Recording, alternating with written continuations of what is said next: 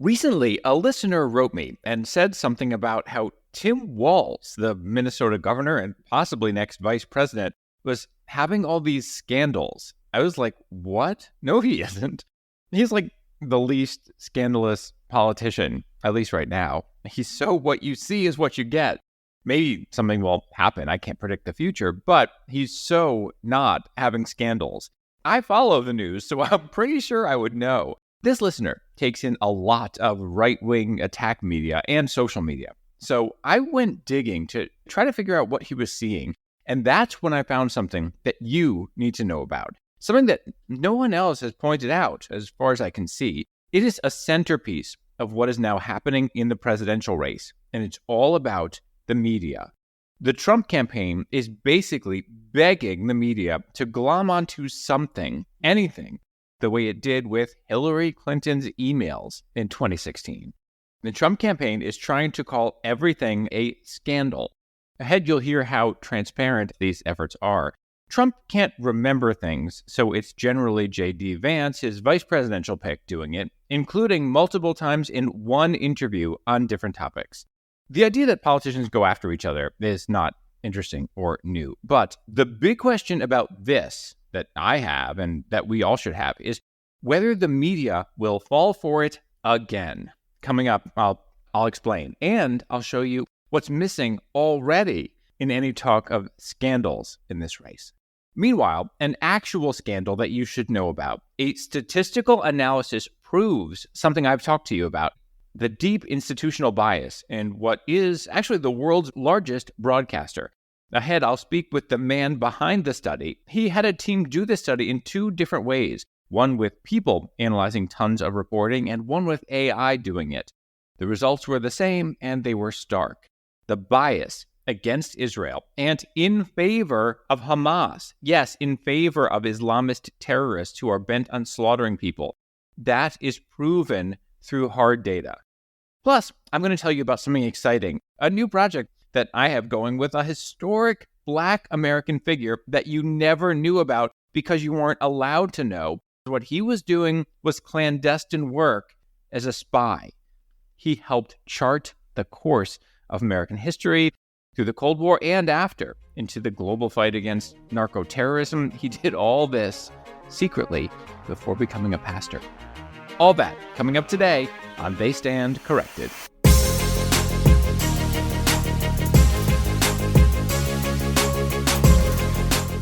Hello and welcome. So glad to have you here. I'm Josh, and this is my podcast, They Stand Corrected, which fact-checks the news. I spent 20 years in mainstream media, 10 at NPR, 10 at CNN, on air and online. I became the lead on-air fact-checker. I saw the systemic problems in the media that prevent it from doing its job for you, delivering only truth. And when you love something, you can't stand to see it fail. So we look at systemic problems. And in my newsletter, I provide text that you can send to news agencies anytime you see any of these problems.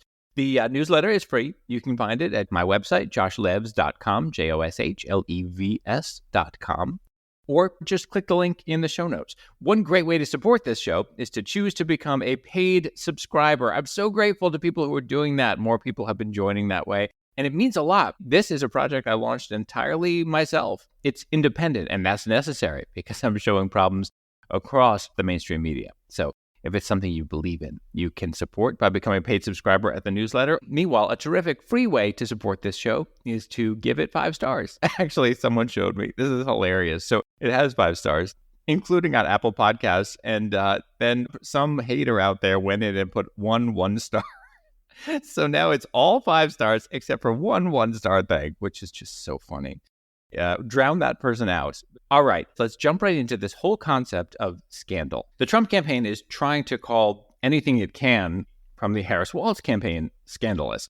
Trump can't remember things, which is probably why he used the term scandal at the top of a speech recently. His people probably had him lead with that so that he would say it before he forgot, then went on to his usual completely nonsensical winding stories about whatever weird images just popped into his mind, or whatever a handful of billionaires who oppose democracy texted him. Anyway, here he was at the start of a recent stump speech. To begin, I want to address the massive scandal around the revised job numbers that were just announced this morning, a little while ago, just before I came up. I got to see them. First, there was no scandal. Jobs numbers get updated and change all the time. To its credit, the Washington Post did a good piece rejecting this. In a massive scandal, the Trump administration was caught fraudulently manipulating job statistics in August 2019 to hide the true extent of the economic ruin it had inflicted upon America. Data from the Bureau of Labor Statistics released at that point showed that the administration padded the numbers with an extra 501,000 jobs that do not exist and never did. That, at least, is how Donald Trump would describe the scheduled revision of employment numbers released during his presidency, were he being consistent with how he characterized a similar revision published on Wednesday. The Post shutting that down was more significant than it seems because this is a media story. But before I go into that, here are two examples of J.D. Vance trying to call things scandalous during one interview with CBS Face the Nation, as the host tried to correct lies he was spewing. You cannot show up at an American consulate and say, I help the Americans, go let me into America because I'm a refugee. Works, you know that. It very often is how the process works, Margaret. The Biden administration has been scandalous. Drug cartels, which they've been shipped into our country. The United States has designated some of these groups this is a and pressed the scandal. Chinese government. Vance and the Trump team, they're throwing things at the wall and hoping they'll stick. And they have been trying to create scandals around Tim Walz using anything they can find, including his military record. They're trying to swift boat him. Swift boating is a term for how Republicans misrepresented John Kerry in his presidential election because Kerry was an actual war hero and his opponent, George W. Bush, was not, and they tarnished Kerry's record with the help of the media that fixated on it and kept saying the things that the Bush team wanted them to say over and over. By the way, this is not in any way a partisan thing to say. It's literally what happened. The Trump team's efforts to push this idea of scandal, that effort got attention from the New York Times columnist Charles M. Blow. He also mentioned it when he guest hosted on MSNBC. With recent polls showing a tight race, the man appears to be getting desperate. As I wrote this week in the New York Times, we have reached the scrounging for scandals part of the Trump campaign. For the record, Charles did a column based on my book, All In, when it was published, and praised the book, and I appreciate it. Anyway, the Trump team's efforts have become a joke. Like, some right-wing media tried to push the fact that Walz apparently has an estranged brother who is a big Trump supporter. Here's Stephen Colbert.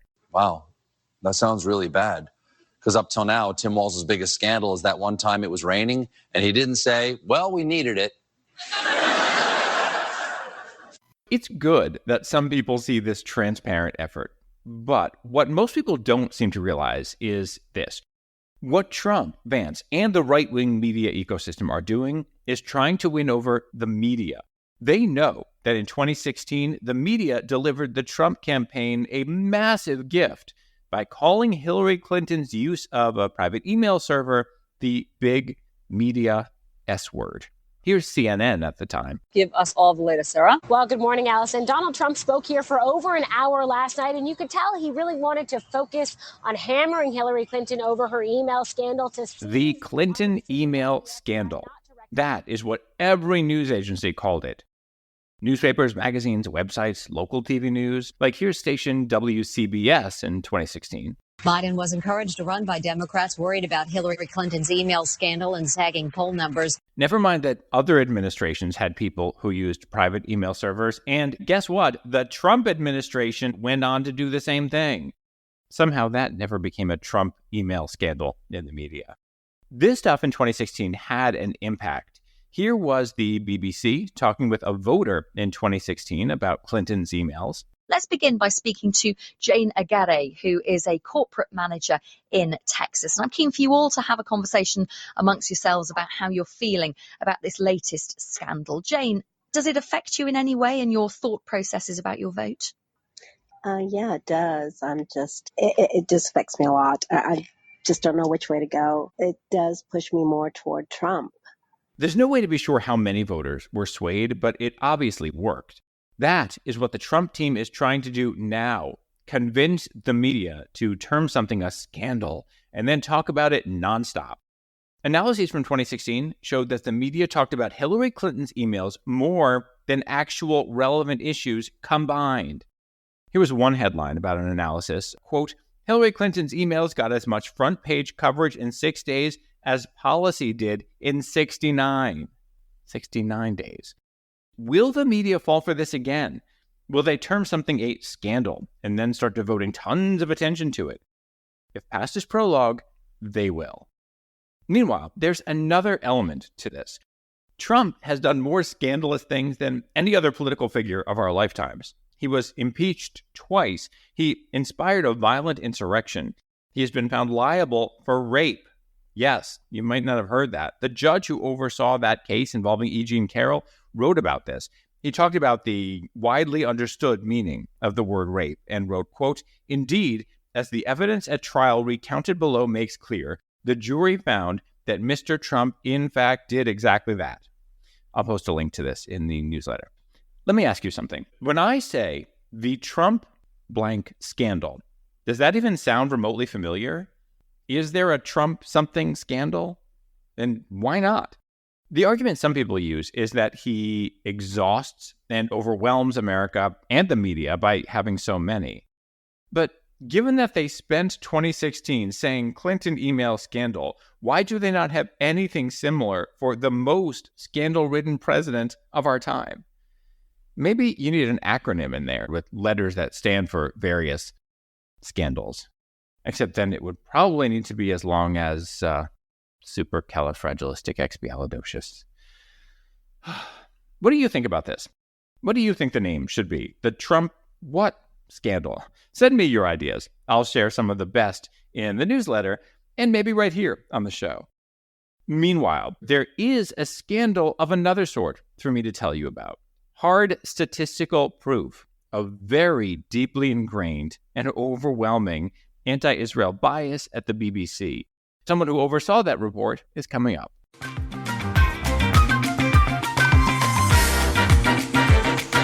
There is now a way that you can contribute anything to the expenses of this podcast. Like, let's say you listen and you're like, that guy Josh and his producer, I'd buy them lunch or coffee. Or if they were doing this on the street corner trying to give people facts, I'd toss a 10 in there. Anyway, if you look at my website, joshlevs.com, just click on the podcast and you will see support the show. There's this little PayPal button where you can click and make any kind of contribution you want. If you're using an app to listen to this show, you can just click on the show notes and you'll see a link right there. So if you think the 11 plus hours of content that I've already given you so far, just in the last several months, is worth, $11, then go jump over there. Every time we hear from any of you, it means so much.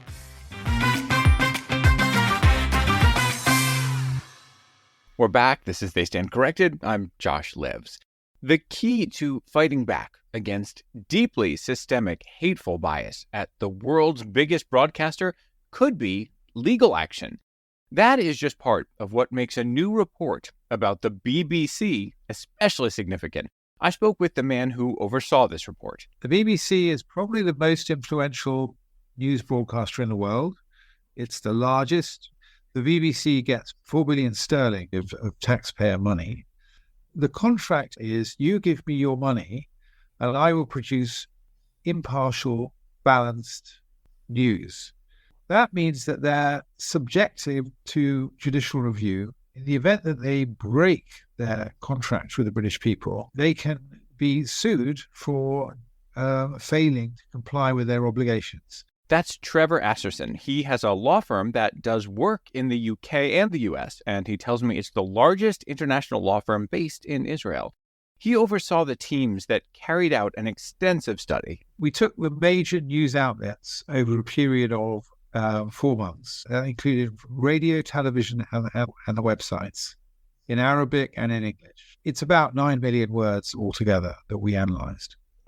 We didn't know when we started whether, in fact, we were on fool's errand, and we were 4 months into it before we could really start counting. This study is big. It's 199 pages packed with statistics and quotes showing what BBC's legal obligations are. It proves what the BBC has been pathetically denying forever, that it is deeply anti-Semitic, systemically biased against Israel. The big headline that a bunch of news agencies had about this report is that it found the BBC breached its own guidelines more than 1,500 times in those 4 months, amid all of its Israel bashing. That is just one finding. Here's another. On the BBC, Israel was accused of war crimes almost 600 times in that time frame. Hamas just under 100 times. Hamas, the side in that conflict that openly and proudly targets civilians, including babies, for slaughter, and tortures people and carries out mass rapes and holds big public celebrations when Jewish civilians are killed. Looking at all of this output from the BBC over that big time frame is a very good analytical step. So you're taking in everything. But that's not the whole picture, because you need to take a look also at what more people are seeing. So this study also looked at 3 top BBC programs and analyzed whether they were balanced or slanted one way or another. It was 92, 95, and 100% anti-Israel. Astonishing numbers. I told Trevor I was not astonished, unfortunately, but I appreciate that he was. There's more. They looked specifically at headlines also. As I've explained on this show, far more people see headlines than actually read stories. The headlines were massively more negative than the articles themselves. So the fact that there's an editorial process saying, however biased this is, let's make it more so, is very worrying. They also dug into times when the BBC ran corrections about major stories after people called out what they had done. Every time was the BBC being anti-Israel. Meanwhile, this study included BBC Arabic, too. In BBC Arabic, the sympathy levels for Palestinians were higher than the sympathy levels for Israel on October the 7th. They were actually broadcasting Hamas promotional videos set to music the day of the massacre. Scientists searched a huge database of news from around the world to see where BBC Arabic sits on the spectrum of bias. They found that the bedfellows of the BBC Arabic are Al Jazeera, the Iran Times, the Chimes of Egypt. That's where BBC Arabic sits in the spectrum. I told him, again, I'm not surprised. The process is similar to right-wing media that ignore journalistic responsibilities and instead push election lies and conspiracy theories.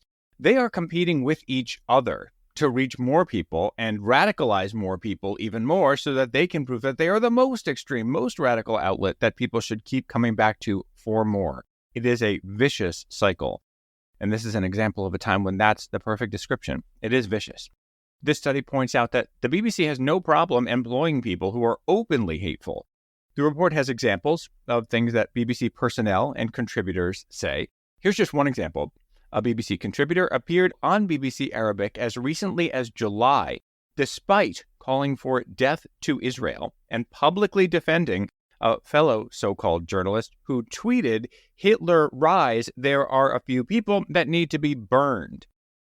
And keep in mind other things I've reported here on this show about the BBC, including Jewish people who work for or with the BBC, reporting their experiences with anti-Semitism inside the agency, which refuses to do anything about it. Now, as for the data, you might be wondering how these teams did this survey. I did too. That's always the first thing I look at. I discussed this with Trevor also. In simplest terms, they used 2 different methods. One was a group of people who were instructed to approach this as though they had never heard anything about this topic and are fair-minded.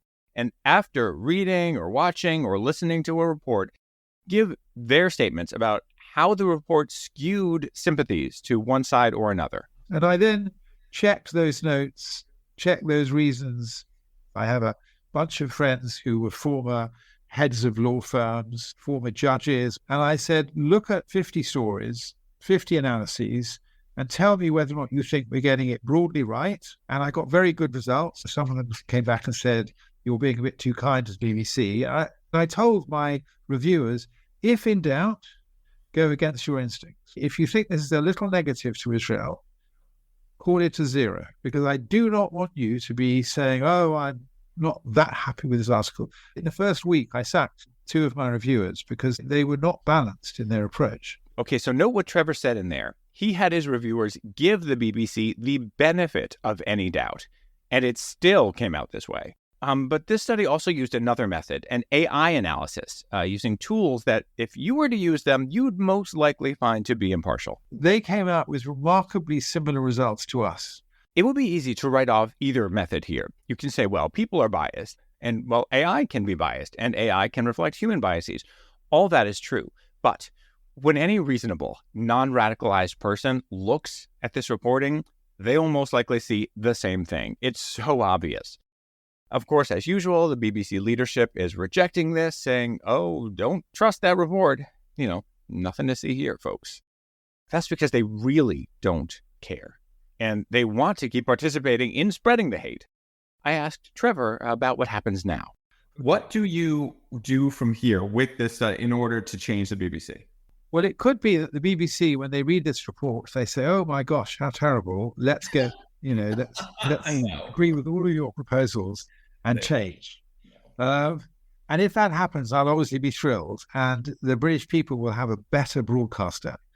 If that does not happen, then unfortunately, I think that a legal action in judicial review requiring the BBC to put in proper controls would be needed. As a British member of the public, I am upset that the broadcaster that I grew up to love has been, in my view, degraded in this way and needs to be reprimanded by an English court. But that may be the direction that we have to go. There's one more important point to share with you about this. The report notes something from the BBC guidelines. The guidelines say the BBC's impartiality is not value-free and that it incorporates the values of a democratic society. But does it? Israel is the only democracy in the Middle East, and the BBC has devoted its attention to attacking Israel and radicalizing people to hate it. Trevor released this report together with the launch of a new organization called Campaign for Media Standards. It plans to fight against bias and for accuracy in journalism, and it stands ready to take on other major media outlets with a presence in the UK. I will post links about all this in the newsletter so you can see it for yourself, and I'll be right back.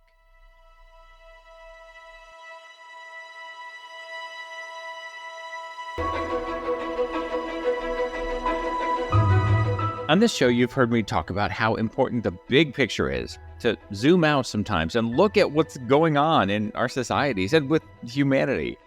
I also have mentioned that I, like some of you, am part of a tiny group of people known by different names around the world: the Hebrews, the Israelites, the people of Zion, and Jews, or Jewish people, as in the people of Judea, a place.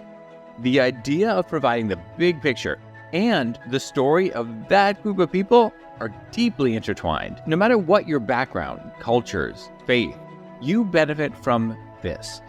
By continuing to exist, Jewish people show the world that it's possible to survive without proselytizing, without trying to force people to be like you, without trying to build an empire. As I've said on this show, that means we remain a minority, and humans scapegoat minorities. So they come for the Jews. Do you ever think about what legacy you'll leave behind someday? I do sometimes. Recently, I was invited to join a promise. If I leave money to charities, at least half will support Jewish causes and or the state of Israel. I know that doing so is crucial for everyone. So I have joined the Jewish Future Promise. And for a limited time, just the next several days after this episode comes out, the organization behind the pledge is contributing toward the expenses of They Stand Corrected for the first 400 people who signed the pledge. It's not any kind of legal anything. It's a statement. For this to count, you have to use my unique link. Check out the show notes or my website or newsletter. Also, I put the link on social media. It's on Instagram, Facebook, and Twitter, or X. Use that, and also share that unique link to sign the pledge and support They Stand Corrected. Thanks.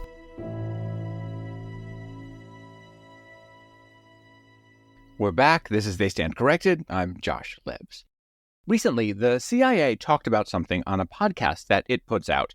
It described a moment in history when a top-secret U.S. spy was driving through the streets of an African nation alone at night, on the lookout for a KGB agent who was ready to turn and give his crucial intelligence to the United States. At a time when the Cold War is still at constant risk of going hot, smuggling that KGB officer out of Africa and to safety is the mission this CIA officer has been tasked with tonight.